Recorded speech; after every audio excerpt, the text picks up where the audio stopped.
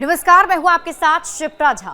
Godman syndrome, एक के बाद एक बाबाओं को, धर्म गुरुओं को हो रही जेल और सजा क्या इस सिंड्रोम को रोक पाएगी?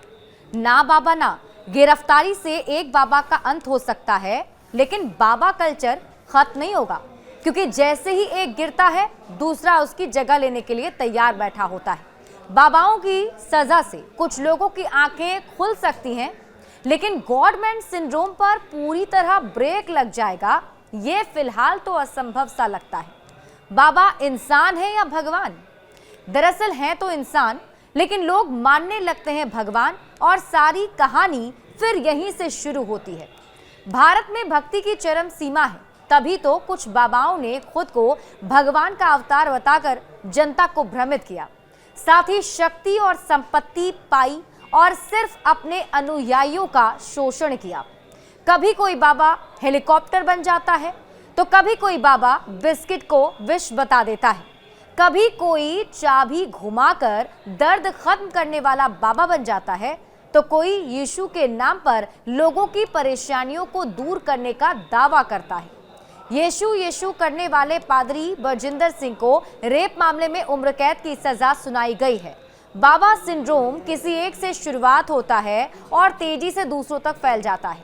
ये छुआछूत की बीमारी की तरह एक इंसान से 10, 20 और 100 लोगों के अलावा और भी लोगों में बड़ी तेजी से फैलता है, उन्हें बाबा का फॉलोवर बना देता है।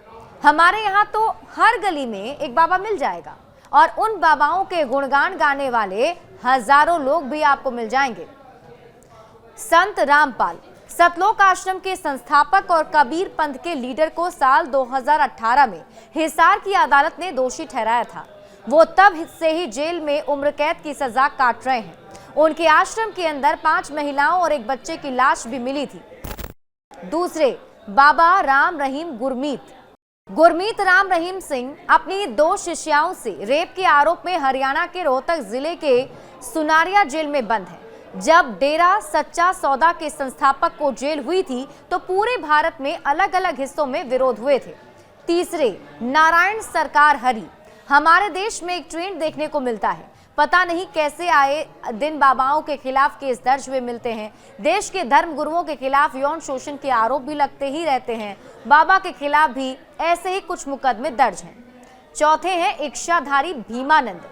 श्री मूरत द्विवेदी ने 5 सितारा होटल में सिक्योरिटी गार्ड की नौकरी की और 1988 में खुद को बाबा घोषित कर लिया। साल 2010 में दिल्ली में कॉमनवेल्थ गेम्स का आयोजन होने वाला था, और तभी बाबा के बारे में उनके यहाँ काम करने वाली लड़कियों ने भांडा फोड़ा। इसके बाद जब पुलिस से खोजबीन की, तब पता चला कि भीमानंद सेक्स रैकेट चलाता था।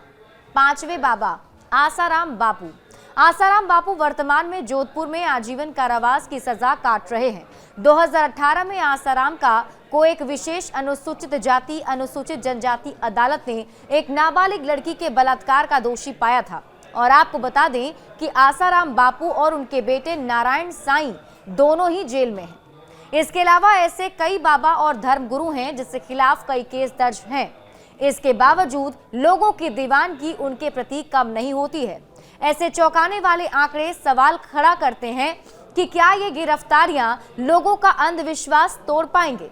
पिछले कुछ वर्षों में आसाराम बापू, गुरमीत राम रहीम, रामपालन और हाल ही में पास्टर बरजिंदर सिंह जैसे कई तथाकथित धर्मगुरुओं को बलात्कार, हत्या, धोखाधड़ी और अवैध गतिविधियों के आरोप में जेल भेजा गया है।